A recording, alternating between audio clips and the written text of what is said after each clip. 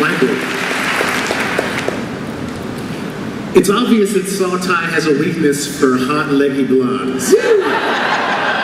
In your mind, what do you think was the initial attraction between Saul and Ellen back in the day?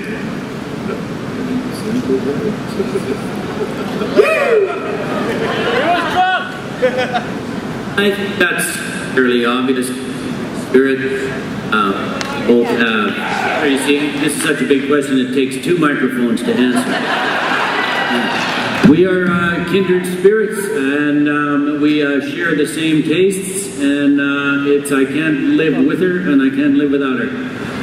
I was so happy to see Ellen climb off and come into Galactica when I thought she was dead in the episode that Eddie directed, Tie Me Up and Tie Me Down, when she was introduced. But inside it was, oh my God, what are we going to do now? Because if we were on a planet, we could get together, I would see that she was all right, and then she would have her place and I would have my place.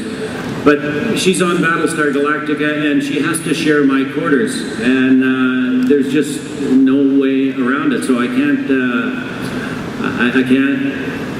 it's an impossible relationship when we are that close. But I love her and I hate her, and I think that sums up a lot of relationships. And working with Kate Vernon, who Eddie cast, thank God, there's really no acting required, man. They say action and away we go. Just speaking to those two, too, I'm telling you, some of the most powerful work that I've seen in the show have been the scenes that they've shared together. I mean, you remember when Saul has to kill her? Man, that scene had me weeping. And then even more so, you want to talk about like powerful moment. I was in the hangar bay when we did the scene where he gets off the Raptor. You know, after Galactica comes and saves them. They don't even have any dialogue at first. I can't even hear their line where it's like, what was the line exactly, Eddie? You say, it's good to have you back, or not everyone made it? Anyway, Saul basically says, yeah, not everyone made it back, right? I mean, I was watching that from 30 feet away, and I could just feel it, man. I was getting choked up even watching it. Anyway, I'm constantly amazed at the talent on this show. So touching. This is the most beautiful work I've ever seen. You know?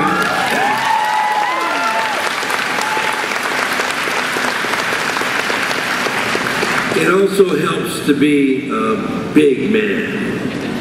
And Tigh is a big man. So women love him. Tie me up, tie me down. Over here? Yeah, my question is for anyone that wants to jump in. My interest traditionally was in science fiction, and I was told I should watch the show because of the politics it deals with. And I brought a lot of other friends into it that are more interested in politics, and what we love about the show is the constant tension between human civilizations on the verge of extinction. We have these civil liberties, democracy that we cherish and love, but sometimes they're directly in conflict with one another, so what's going to give? And to each one of you that wants to answer it, what to you is the most interesting dilemma that the show has to deal with versus civil liberties and the greater good? That's a good question. I think the show is one of the strengths of the show. Firstly, the show is greater than the sum of all of its parts. It's a very unusual phenomenon. But secondly, by having Cylons that look like humans, we're constantly asking ourselves to address what it means to be a human being. And on that level, when you're afraid about the threat from within,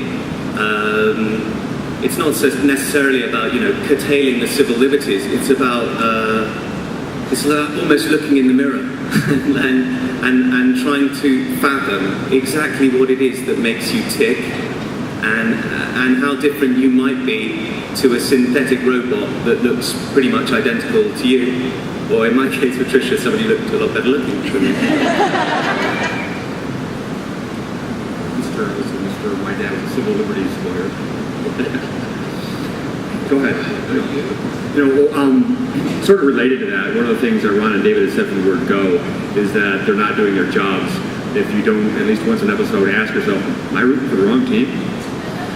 So it makes you, turn on and look at ourselves. And I think one of the joys of the show, one of the strengths, is that if you read some of the blogs, some of the political blogs, both left and right hail it as a fine example of liberal values and a fine example of conservative values, and everybody finds something to grasp onto and say that's us in the show.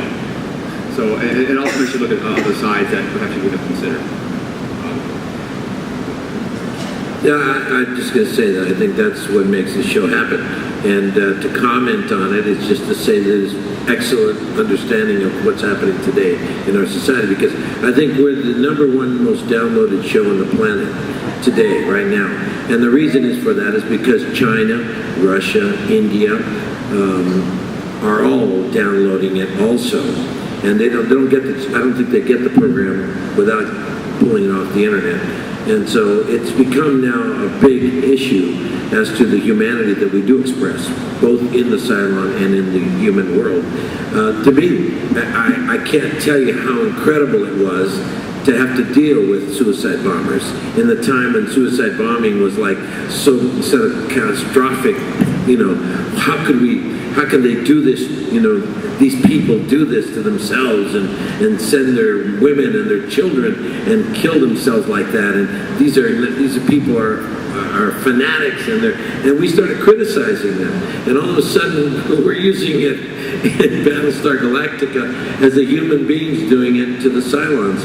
And all of a sudden, everybody's going, well, that makes sense, as Tigh says so eloquently, and so does Laura Roslin. Say, what else are you going to do? You're going to die anyway, so what the hell? Might as well give your life for it. And all of a sudden, everybody had to really come to terms with it, just like they did with, abortion, the right to live, the right to die. I mean, after a while, I even had to say, you're not going to kill that child. You don't have the right to make the choice of killing the baby. I know we have the right to choose on Caprica, but guess what? Here, we need every single one of us. So we'd love to give you that right, but we have to take it from you. All of a sudden, everybody started going, holy shit, wait a minute. How do I feel about that? And then the whole thing about God and gods, please. I mean, everybody's going, holy mackerel, wait a minute. The Cylons believe in one God, and everybody else believes in the gods. And all of a sudden, religion has become huge on this show. And the understanding of religion versus spirituality. I mean, Adama's atheist. You see him, you hear him, he says, I don't believe in any of this. I even take out, every time they say, well, God's, this or the other, and I always take it out of the dialogue. I take it out myself, because the writers still don't get it. Adama doesn't believe in God, okay? And that makes everybody's brain go, oh man, he's my idol, man, and I'm Christian. Oh no. And then all of a sudden the Muslims get involved and go, well, that's smart.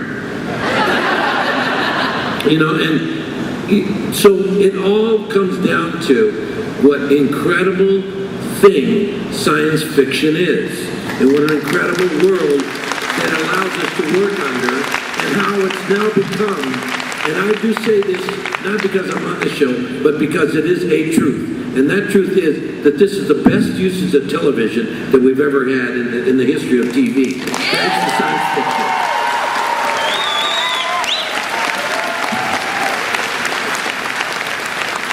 Great question.